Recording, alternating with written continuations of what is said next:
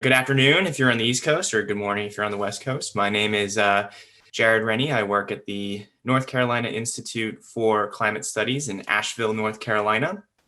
And I'm here to talk to you a little bit today about something called climate stripes. And we'll get into that in just a minute. But first, I wanted to show you this graphic.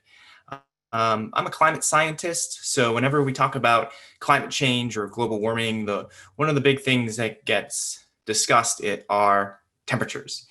One of the reasons that's the case is because it's very easy to observe temperature across the world, and we have observations going back hundreds and hundreds of years.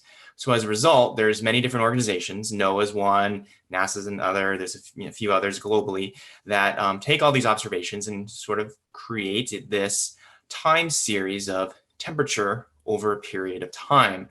Now, I'm not going to go into great detail about the science of this time series, but I just want to point out that if you can see my cursor, the past few decades, since 1960, there has been essential warming of the Earth over the past few decades. So from a scientific standpoint, this is a great chart to show. But if we want to communicate and convey this message to the public, this time series may not necessarily be the best way to do it. And there's a few reasons behind that. One, while it's good to have many different organizations do this analysis, it can get somewhat confusing to the public. They don't know what all these organizations are. One of these organizations actually does an uncertainty analysis, so they have plus or minus error bars. Public may or may not understand that. Another thing here about this chart is that the y-axis is not centered on 0, so that may be a little misleading to some. This is also in degrees Celsius, so if you're talking to people in the United States, they're going to want Fahrenheit, not necessarily Celsius. And we're scientists, we use a lot of jargon. There's words on here, again, that can be slightly confusing or misleading to the public. Words like confidence interval or anomaly. What is an anomaly?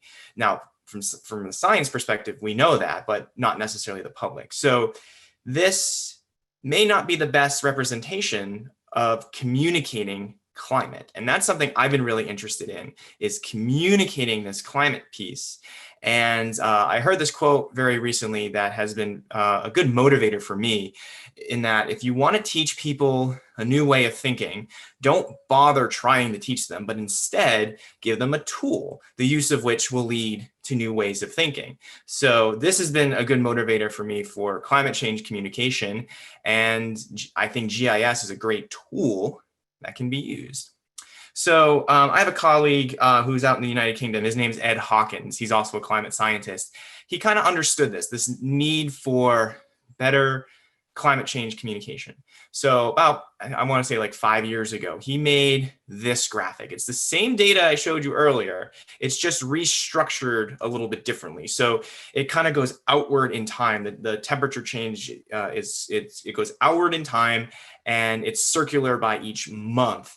And what you're essentially seeing at the beginning of this animation is that the temperatures are they're very centered. They're very centered on 0 degrees Celsius. But over time, because of this warming, it's sort of coming outward and it's sort of spiraling out of control, if you will. And that's actually what this is called. This is called a climate spiral. So when he produced this a few years ago, it got really popular in the public. So much that this specific graphic was used during the opening ceremony of the 2016 Olympics in Rio. He went even one step further after this and created something called the climate stripe. Now, I really like this climate stripe.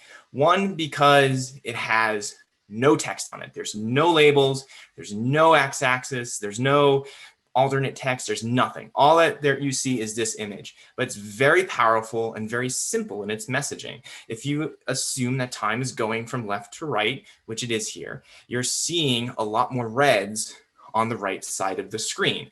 So what it's essentially showing is that there's a lot more warming in the recent period. It's very simple, but it's a powerful message, and it's become insanely popular by broadcast meteorologists, the public, and even social media.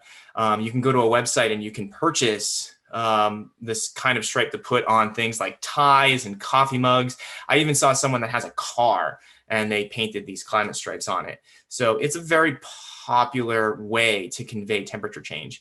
And every June, there's an initiative called Show Your Stripes. This is the website on the bottom here. It's called showyourstripes.info. You can go there right now and you can get the climate stripe for certain areas across the world. You can get it for the whole globe. You can get it for continents. You can get it for certain countries. And if you're in America, you can get it for all 50 US states. Now, I saw this. My first thought was, man, I wish I came up with this. But the other thing I thought of is, well, climate can be very local. So let's just use California as an example here. You know, the climate of Redlands, California is different than the climate of San Francisco, which is different than the climate of Death Valley. So having a state climate stripe is really good. I think it's amazing. But as you can see on this map, there's so many counties and there's a big climatological makeup across the US. Now, I work alongside NOAA, the National Centers for Environmental Information. Every month, they provide an analysis at the county level, and they have these time series data going back to 1895. So I thought, well, why not create climate stripes for the county level? Because that hasn't been done yet. And that could be a good way to communicate climate information at your local level. So that's essentially why I'm here today. Is I developed some code to make these climate stripes for each county, and then using Esri's ArcGIS Online platform, we were able to put everything up there and use an interactive map so that users can go to this website. You can go to it right now. The link is up here at the top, and it's also in Esri's Living Atlas. And you basically pick whatever county you're in, and a little pop-up will show up. And this is Buncombe County. This is the county that I'm in, and you can get your stripe. So I don't have a live demo, but again, you can go there. The website's available right now. And this is I just pulled this one out for San Bernardino County, California.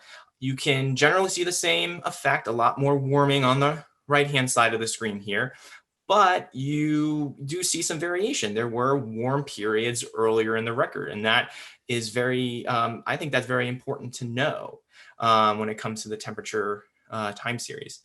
Something that we've done that I don't think anyone else has done is we've also done this for precipitation. So instead of warm and cold, we've done wet and dry. So here, greens are generally wet, browns are generally dry, and you're not going to get the same kind of feature. So you're not going to see all dry on one side or all wet on one side, but this kind of shows that there's a lot of variation in precipitation, as we saw in one of the presentations earlier, especially for California.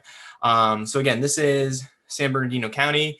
You can see that the past few years have been noticeably dry over the last decade, but they're not necessarily the driest periods. We've had dry periods and wet periods in the past. So being able to see this fluctuation in a visual format in a very simple, easy to digest message, I think is really important. And then one final piece I wanted to talk about, because this is GIS related, I did try to put these climate stripes, sort of like clip it inside of a shapefile for a certain state. I quickly found out that it doesn't work for every state because you have to have like a big state with a long east-west orientation like Texas. You don't necessarily get that with states like Idaho or New Hampshire. But I still posted this online and it got a lot of good traction. And what started happening, I was getting requests for, hey, can you do my state? I basically got a request for all 50 states, some counties, DC, and even some provinces in Canada. So using ArcGIS tools, I was able to kind of automate this in ArcPy and able to, after some tweaking and adjustments, I essentially made this. So it's a 11 by 3 climate stripe in the back, and then in the foreground is the state. It's its individual state shapefile with the state projection on it. And then, so I did this for all 50 states, and you can find this online as well. That's all I have.